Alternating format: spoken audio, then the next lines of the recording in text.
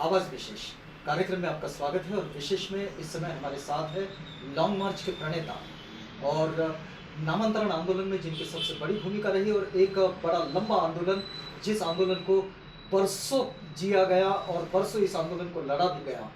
आज हमारे साथ हैं Peoples Republican Party of India के राष्ट्रीय अध्यक्ष प्रोफेसर जोगेंद्र कवाड़े सर।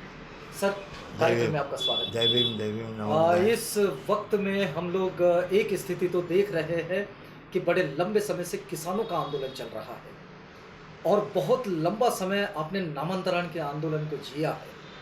आप कैसा देखते हैं कि क्या सरकारों की मंशा लगती है और सरकार की इस वक्त किसान आंदोलन को देखने की जो भूमिका है, इस पर आप कैसा सोच रहे हैं? किसान आंदोलन को सबसे पहले मैं कह देना चाहता हूँ जी, किसान देश के सामाजिक आर्थिक व्यवस्था का आधार है। किसान जो आंदोलन दिल्ली के सीमाओं पर कर रहे हैं, उनको हमारे पीपल्स रिपब्लिकन पार्टी का पूरा समर्थन है। उनके समर्थन में महाराष्ट्र में भी, मध्य प्रदेश, जहाँ जहाँ हमारे पार्टी की शाखाएँ हैं वहाँ आंदोलन हुआ समर्थन के लिए। दिल्ली, हरियाणा, उत्तर प्रदेश के हमारे कार्यकर्ता, पार्टी के कार्यकर्ता भी आंदोलन में सम्मिलित हुए हैं। परसों ही उत्तर प्रदेश के हमारे प्रभारी श्रीवास्तव करके है, वो भी टिकैत साहब से जाकर मिले, उनको समर्थन दिया है। नामांतरण का आंदोलन 16 साल तक चला। हमारे किसान, मैं किसान समाज की बात करूँगा, एक सबसे बड़ी उपलब्धि किसान आंदोलन की यह है कि सारी जात पात धर्म के दीवारों को तोड़कर जी, किसान समुदाय इकट्ठा हुआ है। यह हमारे लिए बहुत बड़ी उपलब्धि है, देश के लिए बड़ी उपलब्धि जो 80% से ज़्यादा माना जाए। जी। सभी प्रकार के किसान है उसमें जी, कोई भेदभाव नहीं है। और मोदी की सरकार ये अहंकारी सरकार है। उनको जो बहुमत मिला पार्लियामेंट के अंदर में, उसकी मस्ती उनके दिमाग में घुसी हुई है।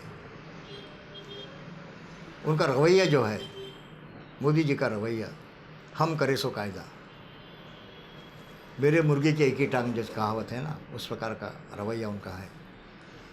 अब मुझे एक बात समझ में नहीं आती है, हमारे किसान भाई बार बार ये कह रहे हैं, आज 3 महीने हो गए, 80 दिन से ज़्यादा हो गए, कई किसान शहीद हो गए, करीबन 150-200 के करीब हमारे किसान आंदोलन में शहीद हो गए। कई हमारे किसान भाइयों ने आत्महत्या, खुदकुशी कर ली वहाँ पर।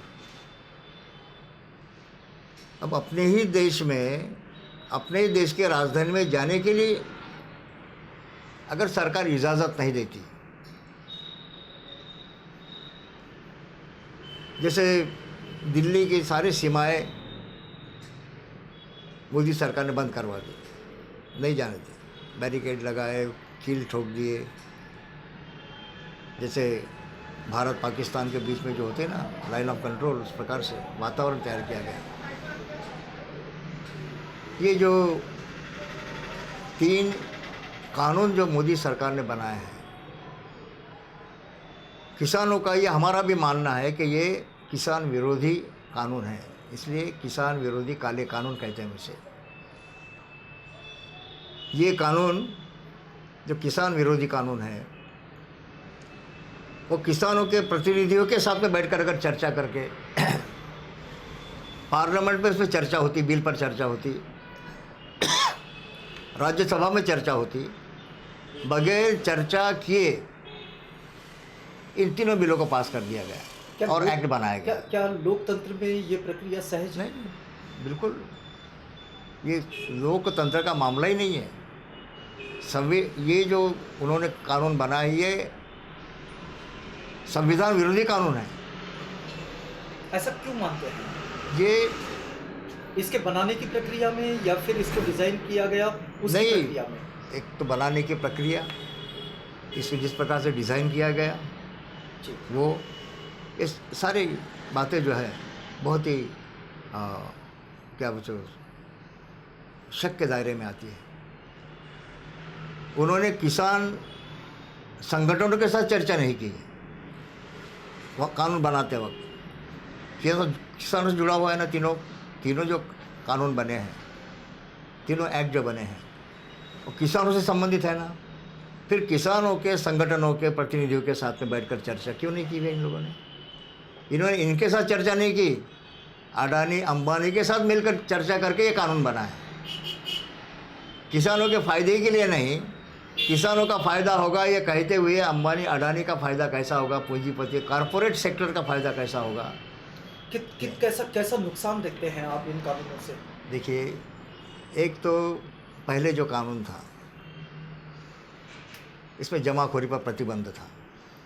इतना ही आप अपने गोडाउन में इतना माल रख सकते हैं, इससे ज़्यादा नहीं रख सकते कानून के मुताबिक। यानी जमाखोरी जो पहले किया जाती थी, जमाखोरी के जो स्टोरेज हो रहा था। हाँ, जमाखोरी के बाद में कालाबाजारी जो की जाती थी उस पर रोक लगाने के लिए पहले कानून था जमाखोरी पे। इतने ही आप अपना सामान रख सकते हैं अपने गोडाउन में, अपनी दुकानों में, इससे ज़्यादा आप जमा नहीं कर सकते। उसको निकाल के हटा दिया, अब चाहे जितना जमा करो, उसको कोई प्रतिबंध नहीं है। और ये मुझे जो क्लिप आई है उसमें तो ये दिखाया गया है कि ये कानून बनने के पहले ही अडानी ने सोनीपत पानीपत के 100 एकड़ ज़मीन पर अपने गोडाउन बना लिए, अपने गोडाउन 100 एकड़ ज़मीन पर। और उसके बाद में ये कानून आया, ये एक्ट आया। अब होगा ये कि किसान कॉन्ट्रैक्ट फार्मिंग आ गई इसमें अंदर में। अब कॉन्ट्रैक्ट फार्मिंग में किसानों को कॉरपोरेट या व्यापारी के साथ में एग्रीमेंट करना पड़ेगा। एग्रीमेंट में जो व्यापारी है या कॉरपोरेट जो है वो खेत में कौन सा बीज बोना है, कौन सी उपज लेनी है वो ठहराएगा, खाद कौन देगा वही ठहराएगा। यानी ज़मीन जोतने से लेकर तो जब वो फसल भाव ऊपर आएगी तो उसको भी किस तरीके से कौन से भाव में लेना है वो ठहराएगा, किसान नहीं ठहराएगा।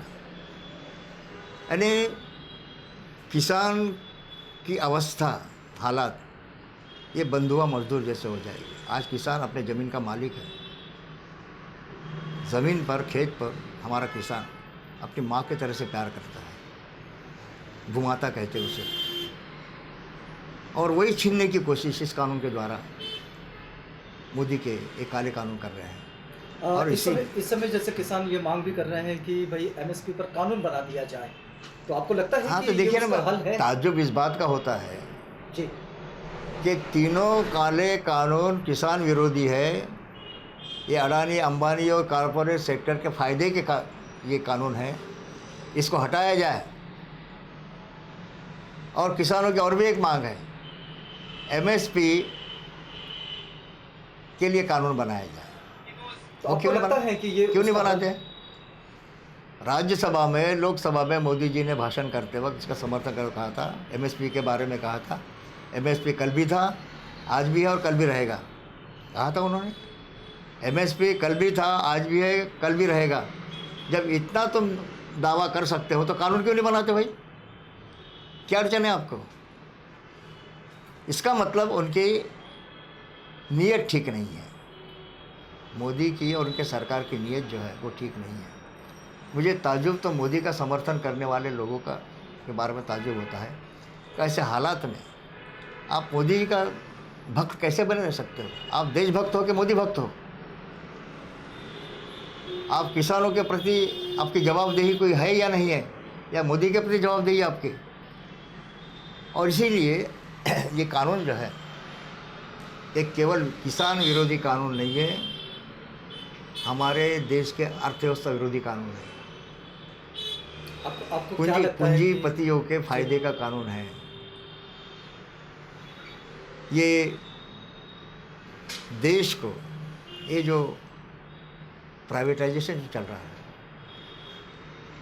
पूरे देश की अर्थव्यवस्था को प्राइवेटाइज करके पूरे देश के जितने भी संसाधन हैं उसको एक चंद गिने गिने लोगों के कारपोरेटर के हाथों में सौंप कर इस देश को आर्थिक रूप से गुलाम बनाने की साजिश, किसानों को जो भूस्वामी हैं, जो ज़मीन के मालिक हैं, उनको मजदूर बनाने की साजिश, ये 3 काले कानून द्वारा मोदी की सरकार कारपोरेट हाउसेस के फायदे के लिए कर रही है, ऐसा हमारा मानना है, किसानों का मानना है। अगर समझो, अब एक बात को मुझे फुली जी बताइए आप, ये तीनों काले कानून अगर किसानों के हित में नहीं है, ऐसा किसान मानता है, देश के तमाम लोग मानते हैं, तो मोदी जी का आग्रह क्यों है कि किसानों के फायदे के हैं? आपको क्या लगता है इसके पीछे क्या क्या भूमिका होगी सरकार? इसकी भूमिका जो कमिटमेंट मोदी जी के प्रधानमंत्री बनते वक्त जो कमिटमेंट उन्होंने अंबानी, अडानी और कॉर्पोरेट से की थी, उन्होंने जो मदद की थी मोदी जी को और भाजपा को और आरएसएस को, उसको उन उपकारों को ध्यान में रखकर मोदी जी और उनकी पार्टी और आरएसएस ये काले कानून का समर्थन कर रहे हैं। अच्छा, एक बात और है सर कि खेती किसानी की जो समस्याएं हैं, ये समस्याएं जहां एमएसपी है जिन जिन जगह पर, वहां भी ये प्रॉब्लम रहा है, वहां भी किसानों की आत्महत्याएं होती रही है। एक बात जो हम देखते हैं कि बाबा साहेब डॉक्टर अम्बेडकर ने बहुत पहले उनके बिल्कुल शुरुआती दौर में स्मॉल होल्डिंग्स और उसके रेमिडीज़ पर और उसके प्रॉब्लम्स पर एक बड़ा रिसर्च भी किया और उस पर अपना एक पेपर भी लिखा था। आपको क्या लगता है कि किसानों के आज के हालात, मतलब यदि देख लीजिए कि एमएसपी आज भी आ जाए तो उसके बाद में वो जो खेती हर हिस्से किसान है, वो ऐसा किसान जो सिर्फ खेती में मजदूरी करता है, उस किसान की ज़िंदगी को कैसे बदला जाएगा? आपको क्या लगता है कि आप एक राष्ट्रीय नेता के रूप में, एक अम्बेडकराइट आइडियोलॉजी के साथ जुड़े एक लीडर के रूप में आप इसका सॉल्यूशन कैसा देखते हैं? ये पूरी समस्याओं का, मतलब खेती किसानी से जुड़ी हुई बाबा साहब सारी समस्याओं को, डॉक्टर अम्बेडकर जी जी ये देश के पहले नेता हैं जिन्होंने किसानों के हित की बात की। संविधान में भी प्रावधान है कि किसानों को अगर किसी प्रकार की तकलीफ होती है तो एक कमीशन का गठन सरकार करना चाहिए। किसानों के लिए, किसानों की समस्या हल करने के लिए एक कमीशन होना चाहिए। इसकी प्रावधान संविधान में भी है, लेकिन आज तक ऐसा कुछ हुआ नहीं है। अब जहाँ एमएसपी का सवाल आता है, एमएसपी का संबंध ताल्लुक जो है वो किसान के उपज का मिनिमम प्राइस कितनी होनी चाहिए, उससे कम नहीं, जी, ताकि किसानों का नुकसान ना हो। इसे मिनिमम प्राइस उससे कम हो, कोई खरीदेगा नहीं, कोई बेचेगा नहीं। किसानों के मजबूरी का फ़ायदा उठाकर बहुत सारे लोग एमएसपी की जो कीमत होती है, तय कीमत होती है, उससे भी कम दाम पर किसानों के उपज को खरीद लेते हैं। कपास की बात ले लीजिए आप, जी जी, तो मिनिमम इतना ही होना चाहिए, उससे कम नहीं, ताकि किसानों का नुकसान ना हो। उसके ऊपर कितना भी हो जाए वो, तो ये तो एमएसपी जो है, मिनिमम सपोर्ट प्राइस जो है, वो तो देने के लिए क्या तकलीफ है मोदी सरकार को? कल भी था, आज भी है, कल भी रहेगा, बोलने की ज़रूरत है? कानून क्यों नहीं बनाते आप? कई राज्यों में जी एमएसपी कौन ठहराता है? केंद्र सरकार ठहराती है। एग्रीकल्चर जो कमीशन जो ठहराता है कि हम कौन से, हमारे देश के कौन से उपज की क्या कीमत रहेगी, मिनिमम कीमत क्या रहेगी, वो ठहराते हैं। धान का कितना कीमत रहेगा, गेहूं का कितना कीमत रहेगा, शक्कर का कितना कीमत रहेगा, हमारे कपास का कितना कीमत रहेगा, मिनिमम वो ठहराते हैं। तो ये केंद्र सरकार का अगर कानून बन जाए तो सारे राज्यों को भी उस प्रकार को उसके अमल में लाना पड़ेगा कि हर एक राज्य में उसका मिनिमम सपोर्ट प्राइस होगा, यानी किसी भी हाल में किसानों का नुकसान ना हो, कम से कम जो कीमतें उनको मिले उससे कम उसको ना मिले। किसानों की आत्महत्या क्यों हो रही है हमारे देश में? सबसे प्रताड़ित, सबसे वंचित दलितों के साथ साथ किसान भी इस देश का हमारा वंचित किसान समाज है। किसान समाज बोल रहा हूँ मैं जी, और इसीलिए किसानों के भलाई में ही देश की भलाई है। हमारी कृषि अर्थव्यवस्था है, हमारे देश के तिजोरी में लगभग 70 से 80% जो भी आमदनी होती है वो हमारे ग्रामीण क्षेत्र से होती है। फिर किसानों के बारे में इतनी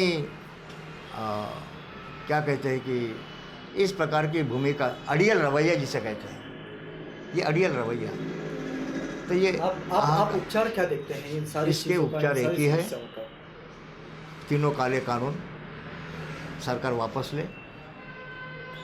एमएसपी के लिए कानून केवल मौखिक या लिखी देने की ज़रूरत नहीं है एमएसपी के बारे में कि सरकार मानती है, उसके कानून बनाया जाए। तुमने 3 कानून बनाए ना जो किसानों के हित में नहीं है, 3 कानून बना दिया आपने, एमएसपी कानून क्यों नहीं बनाए भेजा आप? ये तो किसान पूछ रहे हैं ना। तो तीनों किसानों की अगर भलाई चाहते हैं, किसानों का कल्याण चाहते हैं, तो सरकार तीनों किसान विरोधी काले कानून वापस ले। किसानों के हित में कोई अगर कानून बनाने ही है तो संविधान में जिस प्रकार के प्रावधान है उसको ध्यान में रखते हुए किसानों के संगठन, किसानों के प्रतिनिधि को साथ में बैठकर आप नया कानून तैयार करें और किसानों की मंजूरी ले। अगर किसानों के हित की आप बात करते हैं, उनके साथ बैठकर चर्चा, उनके प्रतिनिधि को बुलाइए, चर्चा कीजिए, कानून बनाइए, बिल बनाइए, देश में चर्चा होनी चाहिए। अब कोई भी कानून जब नया आता है तो पब्लिक कमेंट के लिए ओपन किया जाता है, होता है कि नहीं? जब भी कोई भी नया कानून सरकार बिल बनाती है तो पब्लिक ओपिनियन के लिए ओपन करती है। ये कानून क्यों नहीं ओपन किए? लोगों के ओपिनियन उस कानून में क्या है, क्या सुझाव लोग देना चाहते हैं, वो कानून में है ऐसा ही रहना चाहिए, उसमें कोई सुधार होना चाहिए, कुछ उसमें अमेंडमेंट होना चाहिए, डिलीशन होना चाहिए।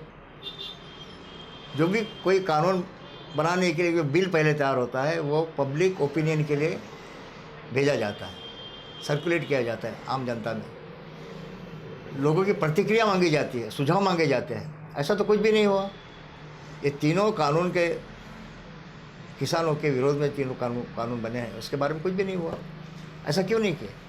और इसीलिए अगर हल चाहते हैं, सरकार अगर ईमानदार है किसानों के प्रति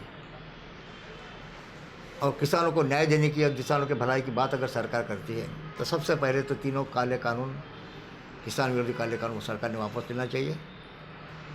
उसके साथ ही सबसे पहले एमएसपी का कानून बनाना चाहिए और नए किसान कानून बनाने के पहले किसानों के साथ, किसान की जो संगठनाएं हैं उनके प्रतिनिधियों के साथ बैठकर चर्चा कीजिए और ड्राफ्ट तैयार कीजिए उनके सहमति से, और बाद में कानून बनाइए आप।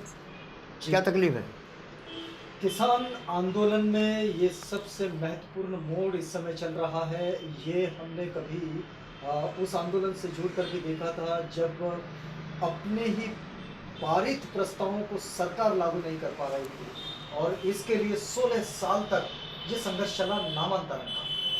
अभी इस समय पूरा जो किसान समुदाय है वो समुदाय इस बात के लिए आग्रही है कि भाई वे कानून जो उन्हें पसंद नहीं है और उनके जीवन को एक ऐसे पूंजीपति बस के हाथ में पहुंचा देते हैं जो पूंजीपति उनकी ज़मीन उनसे छीन सकता है, तो किसान इस बात का विरोध कर रहे हैं। लेकिन इस कानून को भी अभी 3 माह से ज़्यादा का वक्त हो रहा है और इसे सुना नहीं जा रहा है।